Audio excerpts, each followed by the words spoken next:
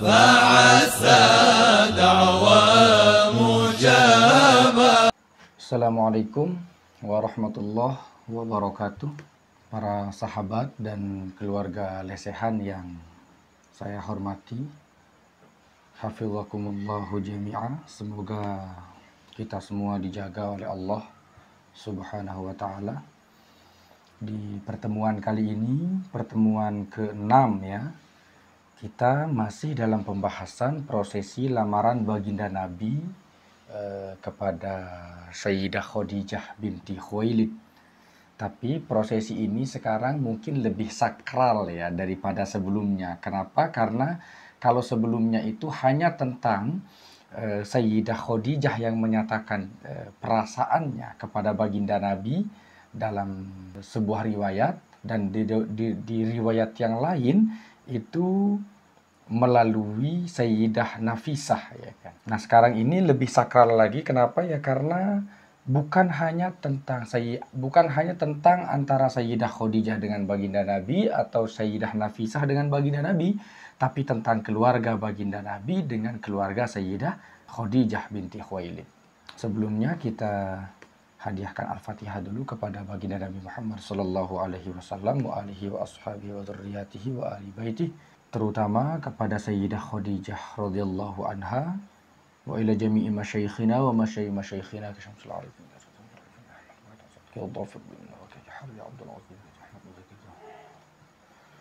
wa ila muallifi hadzal kitab as-sayyid Muhammad ibn Alawi al-Malik al-Makki al-Hasani rahimahumullahu ta'ala wa nafa'ana bi'ulumihim wa barakatihim asrarihim wa anwarihim wa nafahatihim bisirril fatihah. A'udhu billahi minasyaitonir rajim. Bismillahirrahmanirrahim. Alhamdulillahi rabbil alamin. Iyyaka na'budu wa iyyaka nasta'in. Ihdinas siratal mustaqim.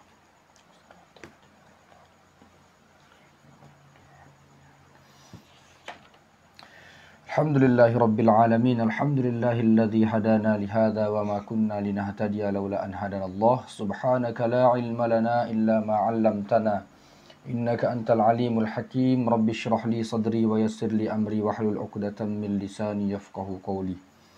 Qala al-muallif rahimahullahu ta'ala wa nafa'ana bi'ulumihi wa barakatihi wa asrarihi ila an qala wa qad alhamahallahu nabiyyana sallallahu alaihi wasallam al-muwafaqata fakanat khutwatan mubarakatan muwaffaqata fashawaru a'mamahul kiram wa ayyaduhu ala dhalikal kalam.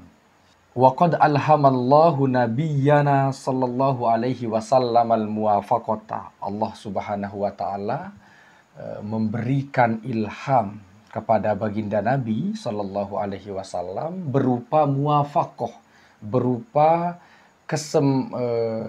keinginan untuk menjalin kesepakatan ya kan. Jadi ceritanya sebelumnya kan Sayyidah Khadijah langsung menyatakan cinta kepada baginda Nabi, atau dalam riwayat lain melalui Sayyidah Nafisah, dan baginda Nabi sepakat gitu kan. Baginda Nabi mengatakan iya. Iyanya baginda Nabi atau sepakatnya baginda Nabi ini adalah ilhami ya kan, dari Allah langsung. Allah memberi ilham kepada baginda Nabi untuk agar menyepakati apa yang ditawarkan Sayyidah Nafisah misalkan, atau agar menyepakati atau mengiyakan, mengabulkan apa yang dinyatakan oleh Sayyidah Khadijah. Fakanat khutwatan mubarakatan muwaffaqata, dan langkah itu atau jalinan kesepakatan yang diikat oleh baginda Nabi itu adalah khutwatan mubarakah, adalah satu langkah yang penuh berkah, muwaffaqatan, dan tentu penuh taufik dari Allah Subhanahu wa ta'ala. Seiring dengan taufik Allah Subhanahu wa ta'ala, fasyawaru a'mamahul kirama, sehingga lalu baginda Nabi mulai bermusyawarah dengan paman-pamannya al-kiram ya kan, yang mulia. Wa ayyaduhu ala zalikal kalam. Wa ayyaduhu, dan mereka para paman itu menta'yid, menguatkan, mensupport kuhu kepada baginda Nabi ala zalikal kalam, atas tawaran tersebut. Oh iya, bagus ini. Kalau bisa, kalau memang iya, kalau memang cocok, oh, tidak apa-apa, bagus ya kan. Fataqaddama Hamzatu fakallama ammaha. Lalu maju Sayyidina Hamzah Majulah Sayyidina Hamzah ini fakallama ammaha, maju berangkat berbicara berbincang ammaha dengan paman Sayyidah Khadijah. Langsung Sayyidina Hamzah sebagai perwakilan keluarga baginda Nabi menuju salah seorang paman dari Sayyidah Khadijah. Wakila ada kil yang mengatakan, ada pendapat lemah yang mengatakan Sayyidina Hamzah bukan bicara, bukan ngomong dengan paman Sayyidah Khadijah, tapi Sayyidina Hamzah ini bicara dengan abaha, ya kan? Wakila abaha, bicara dengan abah atau ayahanda Sayyidah Khadijah. Tapi ini pendapat yang lemah sekali ya. Kenapa kok pendapat lemah sekali? Karena wasohihu, adapun pendapat yang sahih, anna abaha, sesungguhnya abah atau ayahanda dari Sayyidah Khadijah itu, yaitu Khuwailidan, yang bernama Khuwailid, qadmata qabla harbil fijari, itu tunggu telah wafat jauh sebelum perang Fijar. Jadi ayahanda Sayyidah Khadijah yang bernama Khuwailid itu sudah wafat sebelum perang Fijar. Jadi sebelum perang Fijar, ayahanda Sayyidah Khadijah sudah wafat. Sementara perang Fijar itu kapan? Itu pertanyaannya. Perang Fijar itu adalah perang pertama yang diikuti oleh baginda Nabi, yang terjadi pada kisaran tahun 43 sebelum Masehi sampai 33 sebelum Masehi. Ya kan?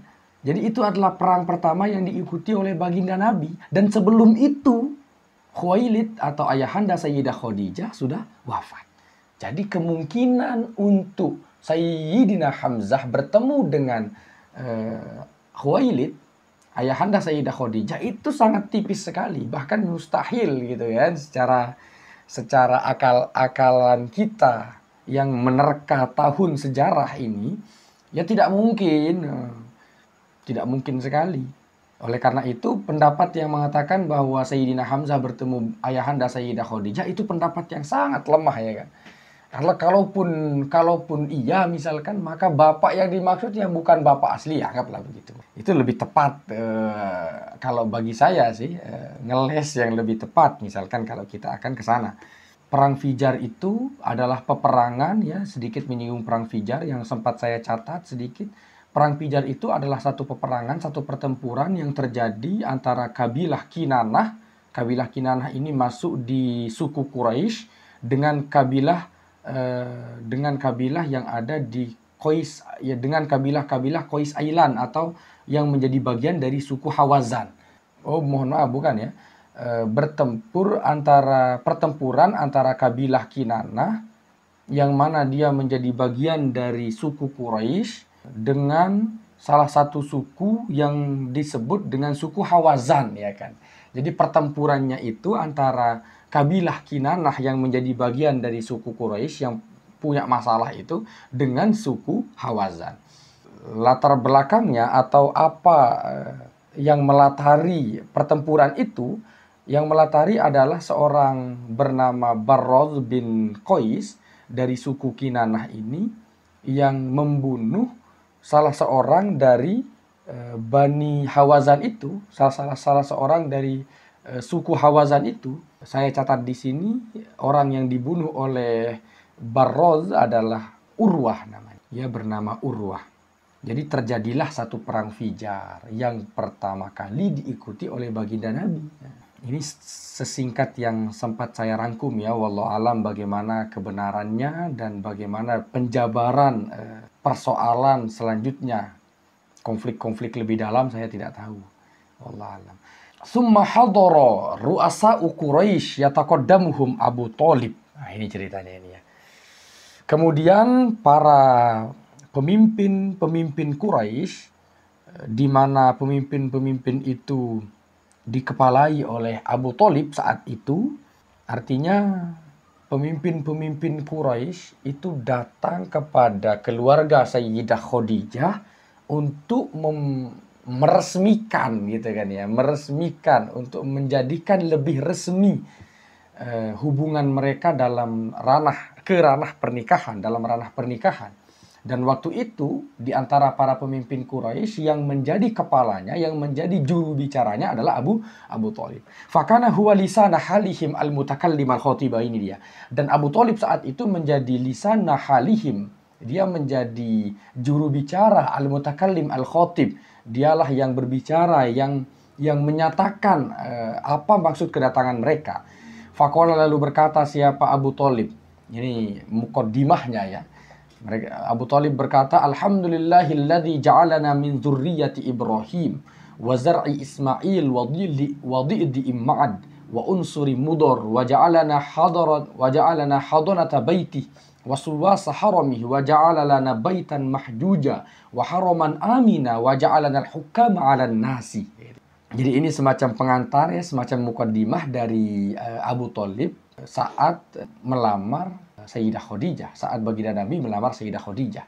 Jadi ini hanya pujian kepada Allah, isinya pujian kepada Allah yang telah menjadikan mereka, bahasanya di sini telah menjadikan kami, telah menjadikan mereka, keluarga mereka, min zurriyati Ibrahim, menjadi anak cucu Ibrahim, wa zar'i Ismail, anak turun Ismail, wa dhi'di Ma'ad, dia sama juga, yang anak turun dari Ma'ad, wa unsuri Mudar, ya kan? Cabang-cabang nasab dari Mudar dan seterusnya. Kemudian isi daripada apa yang disampaikan oleh Abu Thalib waktu itu, tsumma inna bana akhi hadza, katanya. Kemudian anak dari saudara saya ini, katanya Abu Thalib, anak saudara saya ini, yaitu Muhammad bin Abdullah, Muhammad bin Abdullah, la yuzanu bihi rajulun illa rajaha bihi. Ini keren ya. Jadi gaya melamarnya itu bagus. Gaya melamarnya itu dramatis ya kan, tapi fakta begitu kan. Bukan dramatis tok, bukan opini saja, tapi fakta. Dan susunan bahasa lisannya juga meyakinkan sekali, tegas sekali, kuat sekali ya. Bahasa lisannya kuat. La yuzanu bihi rajulun illa rajaha bihi.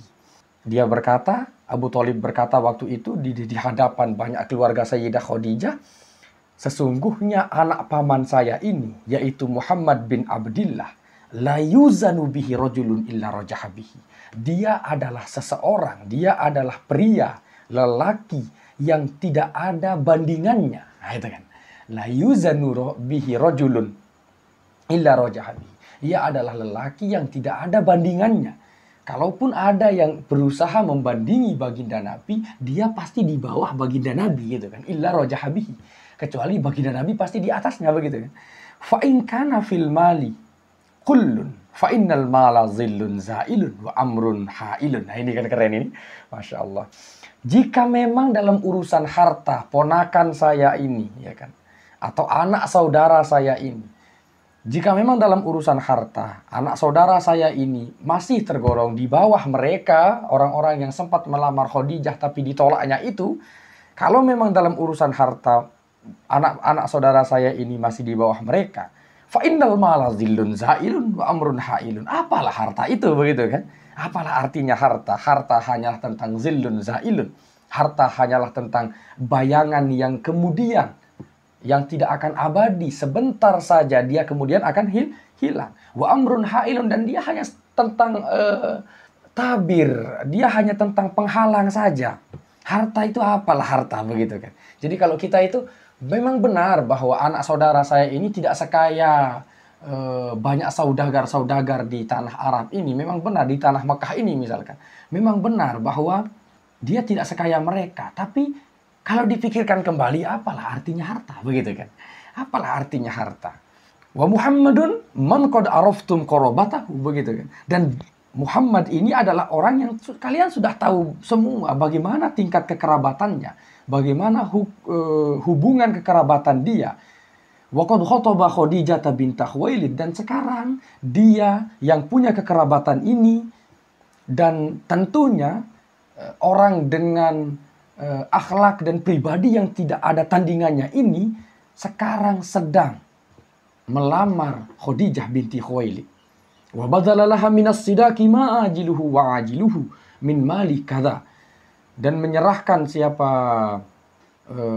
baginda Nabi, oh bukan ya, dan menyerahkan siapa Abu Thalib laha kepada Sayyidah Khadijah minas sidaqi, yang mana itu menjadi sidak, berupa sidak, ma ajiluhu wa ajiluhu min mali kadza, sesuatu yang langsung ya kan, min mali kadza, dari hartaku ini. Wahwa wallahi ba'da hadza lahu naba'un azimun wa khutbun jalilun. Wahwa, dan adapun berita, dan berita ini nanti berita tentang dilamarnya Sayyidah Khadijah oleh baginda Nabi, dan itu diterima, wallahi demi Allah, katanya siapa? Abu Thalib, ba'da hadza, setelah ini nanti, lahu nabaun azimun, itu akan menjadi kabar berita yang sangat booming, kabar berita yang sangat besar, trending satu, viral banget begitu ya. Wa khutbun jalilun, dan ini adalah prosesi yang sangat mulia ya. Prosesi ya. Ini adalah nabaun azimun wa khutbun jalilun. Nah, ini perbincangan ya, perbincangan saya kira. Perbincangan yang sangat akan menjadi perbincangan yang sangat besar begitu ya kan. Nabaun azimun wa khutbun jalilun. Ini akan menjadi berita besar dan perbincangan besar di kalangan umat ya kan. Kenapa kok demikian? Kenapa kok menjadi perbincangan besar di kalangan umat? Ya karena kemarin saja Sayyidah Khadijah menolak banyak lelaki. Kemarin saja Sayyidah Khadijah menolak banyak para pelamar-pelamarnya, orang-orang yang mau menjadi suami Sayyidah Khadijah, dan itu min zawil wajahati wal mal. Mereka itu adalah orang-orang yang berpangkat tinggi dan hartawan semua begitu kan. Tapi ditolaknya semua. Dan setiap yang ditolak itu dicatat oleh para netizen begitu kan. Si A sekarang melamar Khadijah, lihat ditolak apa diterima ya? Oh ternyata ditolak, dicontreng, ditolak. Banyak sekali. Dan sekarang baginda Nabi sekali melamar, dia orang baru kenal dan langsung diterima. Bagaimana mungkin ini tidak akan menjadi berita besar itu kan? Bagaimana mungkin ini tidak menjadi berita atau berita yang viral begitu? Tsumma qama Waraqah bin Naufal. Kemudian berdirilah Waraqah bin Naufal. Faqala, lalu berkata siapa Waraqah bin Naufal ini dari pihaknya Sayyidah Khadijah ya kan. Yang menjadi tempat musyawarah atau rujukan penenang Sayyidah Khadijah dengan baginda Nabi nanti ketika baginda Nabi baru pulang dari Gua Hira itu. Baru menerima wahyu pertama. Yang menenangkan adalah Waraqah bin Naufal. Faqala Waraqah bin Naufal ini menyambut apa yang dikatakan oleh Abu Thalib tadi. Alhamdulillahilladzi ja'alana kama dzakarta. Segala puji bagi Allah. Alladzi ja'alana, yang telah menjadikan kita semua kama dzakarta, seperti yang engkau sebutkan. Wa faddalana ala ma'addatta, dan segala puji bagi Allah yang telah memberi karunia kepada kita semua sebagaimana daftar yang engkau sebutkan begitu kan. Farahnu sadatul arabi wa qadatuha, dan kitalah semua ini pemimpin orang Arab. Wa qadatuha, ya sama, dan pemimpin mereka. Wa antum ahlu zalika kullihi, dan engkau semua adalah bagian dari itu. La tunkiru al-ashiratu fadlakum, satu bangsa pun tidak ada yang mengingkari kemuliaan kalian. Satu bangsa pun tidak ada yang tidak sepakat bahwa kalian itu mulia. Wala yaruddu ahadun minan nasi fakhrakum wa syarafakum, dan satu orang pun dari umat manusia ini tidak ada yang menolak kemuliaan dan keagunganmu. Ini masih tentang membalas puji ya kan dari Waraqah bin Naufal. Wa qad raghibna fil ittisali bihablikum. Ini intinya ini. Dan kami sangat bahagia dan kami sangat senang menyambung tali hablun, ya kan? Menyambung tali kekerabatan lebih dekat dengan cara menikahkan baginda Nabi Muhammad dengan Sayyidah Khadijah. Fashhadu alayya ya ma'syara Quraisy, maka saksikanlah saya wahai para orang-orang Quraisy, bi anni qad zawwajtu Khadijah bint Khuwailid min Muhammad bin Abdullah ala 500 dirhamin.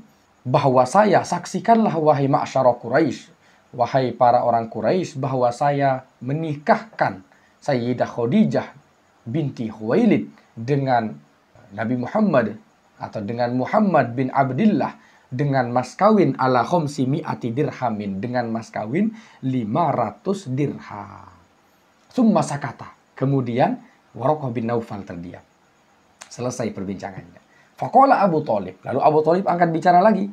Qad ahbabtu ayyashraka ammuha. Saya sangat bahagia menjalin Saya sangat bahagia ketika saya bekerja sama atau sepakat dengan paman Sayyidah Khadijah. Faqala ammuha lalu berkata siapa paman Sayyidah Khadijah. Jadi ini maksudnya qad ahbabtu ayyashraka ka ammuha.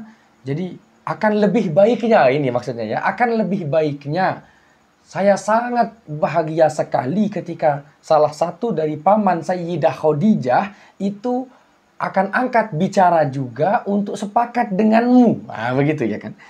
Jadi maksudnya di sini Sayyidina Abu Thalib ini ingin mendengar pernyataan, statement, bagaimana tanggapan salah seorang paman Sayyidah Khadijah yang mana pamannya itu akan menguatkan apa yang dikatakan oleh Waraqah bin Naufal, itu maksudnya. Faqala ammuha, lalu paman Sayyidah Khadijah, salah seorang paman Sayyidah Khadijah berdiri atau berkata, Ishhadu ya ma'asyara Quraisy, saksikanlah wahai para orang Quraisy, anni qad ankahtu Muhammad bin Abdillah.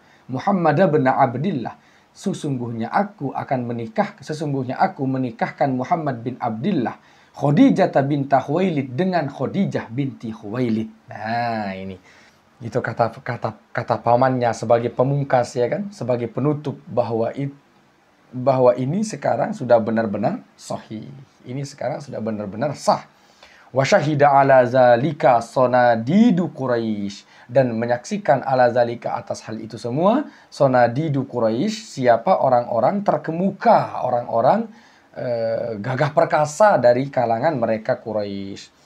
Sonadid itu jamak dari sindid ya. Sindid kemudian jamaknya adalah sonadid, artinya para pemuka orang-orang Quraisy. Itu bukan disaksikan oleh orang-orang biasa ya kan, tapi disaksikan oleh para pemuka Quraisy. Pernikahan tersebut disaksikan oleh para pemuka Quraisy. Jadi luar biasa ya. Luar biasa. Memang jarang sekali ya kan, kira-kira baginda Nabi ini sesuatu yang ditunggu-tunggu ya kan.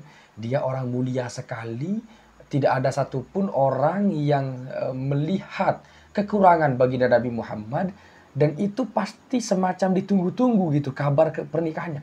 Kapan, siapa yang akan dapat orang ini nanti begitu kan? Siapa akan bersama siapa dia nanti begitu. Begitu juga dengan Sayyidah Khadijah. Sayyidah Khadijah sudah lama dilamar sama banyak orang lelaki tapi tidak ada yang diterimanya. Siapa akan bersama siapa dia nanti begitu kan? Akan nikah dengan siapa? Ternyata nikah dengan baginda Nabi Muhammad, dan itu sangat booming sekali ya, itu meledaknya di sana ya kan. Makanya tadi sampai berani bilang wallahi ba'da hadzal lahu nabaun azimun wa khatubun jalilun. Demi Allah nanti ini menjadi kabar berita dan perbincangan yang sangat besar. Semua penjuru tanah Arab akan berbicara tentang itu ya kan. Kemudian selanjutnya kita akan lanjutkan membahas mahar baginda Nabi kepada Sayyidah Khadijah yang 500 dirham tadi, itu rinciannya bagaimana ya kan. Kalau kita rupiahkan bagaimana? Berapa kira-kira kalau akan kita rupiahkan itu? Wa qad jaa fi sirati ibn Hisham wallahu a'lam bis-shawab bi syafaati Rasulillah barakati auliyaillah. Mudah-mudahan ngaji kita ini berkah. Seiring dengan itu kita selalu tetap ya kan berusaha mengambil hikmah dari cerita demi cerita tentang Sayyidah Khadijah ini. Jadi mungkin hikmah kali ini yang bisa kita ambil adalah bahwa dari pertemuan kemarin sebenarnya ya, bahwa kalau memang sudah yakin dengan salah seorang pasangan, kalau memang sudah mantap hati dengan salah seorang pasangan, maka tidak perlu kenal lama. Sayyidah Khadijah dengan baginda Nabi ini tidak kenal lama. Baru beberapa waktu saja beliau kenal. Dan itu tidak berinteraksi lama begitu kan. Tapi yakin melihat cerita ke cerita, dari mulut ke telinga mendapatkan kabar tentang bahwa dia begini. Si A juga begitu. Ketika disatukan, keinginan itu berusaha disatukan dengan cara dinyatakan, kok cocok begitu, disepakati dan langsung. Itu artinya bahwa mungkin kita penting kembali merumuskan konsep ta'aruf kita begitu kan. Ini sekarang ta'aruf kacau mungkin ya. Bisa kita sebut ada kekacauan ta'aruf begitu. Ta'aruf itu sampai bertahun-tahun, sampai keluar ke kemana-mana ya bersama, misalkan ini sepertinya ada kekacauan dalam ta'aruf, dalam makna ta'aruf kita. Untuk mencegah itu mungkin ya, apalagi beberapa daerah yang atau beberapa daerah yang budaya tunangannya itu bebas sekali, ini bahaya ini. Jadi perlu dirumuskan mungkin konsep ta'aruf itu biar tidak kebablasan begitu ya kan. Karena menjaga kesucian salah satu dengan yang lain itu harus ya kan. Dan bila memang ada sesuatu yang pernah dilakukan yang dalam tanda kutip menyalahi kesucian yang lain, maka itu juga harus ditaubati ya kan. Mudah-mudahan bermanfaat. Bisyafaati Rasulullah wa barakati auliyaillah bisirril Fatihah. A'udzubillahi minasyaitonir rajim. Bismillahirrahmanirrahim. Maliki yaumiddin.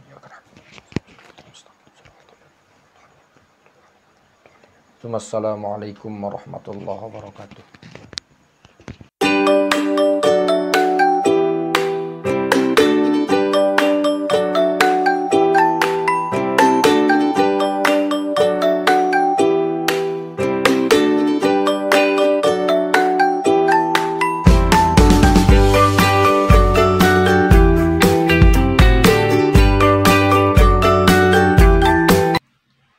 Assalamualaikum warahmatullahi wabarakatuh. Berjumpa kembali sahabat-sahabat dengan cerita buku. Kali ini saya akan menceritakan atau sedikit memberi informasi tentang buku karya Habib Novel bin Muhammad Al-Idrus yang berjudul Manusia Langit di Bumi Tak Dikenal di Langit Tenar. Kalau bahasa para ulama sufi, khaumilun fil ardi wa masyhurun fis sama. Dia adalah orang yang di bumi namanya terpendam, namun di langit namanya tenar. Buku ini adalah yang pertama kali mungkin memperkenalkan saya dengan Habib Novel. Jadi saya kenal beliau walaupun beliau tidak mungkin kenal kita ya kan. Jadi saya kenal beliau tidak melalui media sosial, tidak melalui apapun kecuali melalui buku yang waktu itu dibawa oleh salah seorang teman di pondok dan kemudian saya membeli darinya. Terakhir kali saya membaca buku ini itu adalah pertama dan terakhir, dan kemudian saya pegang lagi hari ini waktu saya berangkat dari Situbondo ke Jember dalam salah sebuah urusan. Saya membacanya di bis dan selesai juga hari itu. Ini walaupun tampak tebal ya kan, tapi tidak banyak sebenarnya karena spasinya jauh. Spasinya cukup jauh sekali. Buku ini bagi saya cukup recommended untuk sahabat-sahabat yang lagi santai dari dunia kesibukannya masing-masing. Kalau mereka adalah akademisi, mahasiswa mungkin, siswa juga yang sedang sibuk dengan tugas, mahasiswa yang sibuk dengan rumitnya buku filsafat dan lain sebagainya. Buku ini tepat bila temani ngopi di sore atau di pagi ya kan. Para pebisnis, entrepreneur yang terlalu sibuk dengan dunia bisnisnya, sekali-kali bila membaca buku ini mungkin ia akan lebih semangat kembali. Karena jujur bagi saya buku ini mampu, sedikit tidak ya, karena tergantung orangnya, mampu membangkitkan kesadaran yang tidak kita sadari. Iya, ia mampu membangkitkan kesadaran yang tidak kita sadari, yang tidak disadari oleh manusia pada umumnya. Jadi ada satu kesadaran yang tidak banyak disadari oleh kita pada umumnya, dan itu mampu dibangkitkan oleh buku ini. Seperti kisah-kisah yang ditulis oleh Habib Novel di sini, salah satunya tentang gadis kecil yang cerdas. Kisah ini bagi saya sesuatu yang super begitu, sesuatu yang di luar nalar, yang kalau kita dalam kondisi tenang, kita akan mengubah pola pikir tentang hidup yang kilaunya indah, tapi sebenarnya tidak terlalu indah. Nah, kisah tentang gadis kecil yang cerdas itu diriwayatkan dari Abul Abbas bin Masruq. Dia bercerita tentang seorang anak kecil yang sedang menemani ayahandanya memancing. Dia sedang menemani ayahandanya memancing. Yang kebetulan hari itu adalah rezeki yang sangat baik, hari yang sangat baik untuk rezeki yang cukup banyak bagi si bapak ini. Dia mendapatkan ikan yang cukup banyak sekali. Hampir penuh wadah yang ia bawa dari rumahnya. Tapi yang aneh adalah tingkah pola si anak tadi, putrinya yang ia bawa ini. Ia satu demi satu melepaskan ikan itu kembali. Satu demi satu dilepaskan kembali. Sampai pada akhirnya ikan tersebut habis. Dan ayah baru sadar. Dan dia bertanya kepada anaknya, kenapa engkau lepas kembali ikan-ikan itu? Si anak dengan tangkas menjawab, bukankah ayah sendiri yang beritahu kepada saya bahwa ikan yang terkena jaring atau pancing adalah ikan-ikan yang lalai kepada Tuhannya, yang tidak berzikir kepada Tuhannya. Ayah itu tertegun. Lama ia berpikir, lama ia terdiam. Lalu kemudian semacam mendapatkan satu kesadaran lain dari itu. Semacam mendapatkan satu kesadaran berbeda dari apa yang disadari anaknya. Akhirnya dia langsung melepas pancing dan mengajak anaknya pulang. Keterangan di bawahnya, kita diceritakan bahwa kesadaran yang diperoleh oleh ayah tadi adalah, selama ini ternyata saya membagi istri, saya membagi diri saya sendiri, dan bahkan anak saya dengan daging-daging ikan yang tidak berkah, katanya. Katanya dia, ini kan tergantung keyakinan ya kan, tergantung spiritual orang. Membagi keluarga, nafkah keluarga dengan daging-daging ikan yang kurang berkah, atau setidaknya kurang lah. Ikan-ikan yang tidak berzikir kepada Allah, itu adalah ikan-ikan yang saya bagi sebagai nafkah mereka. Lalu apa yang akan saya harapkan dari rezeki berupa daging ikan yang dalam tanda kutip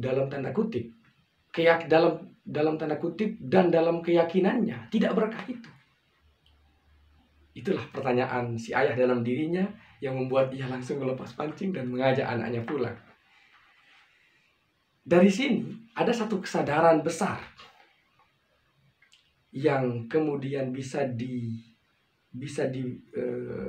dihidupkan kembali, yang bisa dimunculkan kembali dari diri kita yang selama ini mungkin kesadaran itu terpendam. Ini adalah salah satu contoh tingkat kehati-hatian orang, tingkat kehati-hatian sahabat-sahabat kita, pendahulu-pendahulu kita tentang makanan, tentang mengkonsumsi apapun. Saya pribadi yang mengoreksi diri saya sendiri, tak ubahnya bagai siluman. Jadi apa saja begitu, yang penting dalam pandangan zahir halal, habis. Standarnya ya dalam pandangan zahir, belum tentu dalam pandangan batin begitu. Sementara banyak dari kalangan saudara-saudara kita, para pendahulu-pendahulu kita, orang-orang yang tampaknya biasa-biasa saja sebagai pemancing, hidup sebagai orang-orang biasa, tapi dia mampu tenar di langit. Dia mampu menggetarkan para penduduk langit. Kehati-hatiannya mampu menggetarkan para penduduk langit. Itu yang membuat miris hati begitu ya. Yang mungkin kita bisa berbenah sedikit demi sedikit. Jadi alhasil buku ini adalah buku yang bagus untuk kita baca di waktu-waktu santai mungkin ya. Semoga bermanfaat dan semoga informasi ini informatif. Wassalamualaikum warahmatullahi wabarakatuh. Untuk tidak akan pernah menyia-nyiakan kesempatan ini. Kesempatan apa maksudnya? Kesempatan rasa ini. Jadi jangan pernah tidak akan pernah Siti Khadijah tidak pernah berpikiran untuk membunuh rasa itu. Bahkan berpikiran untuk meneruskan rasa itu ya kan. Untuk melanjutkan rasa itu ke jenjang yang lebih tinggi.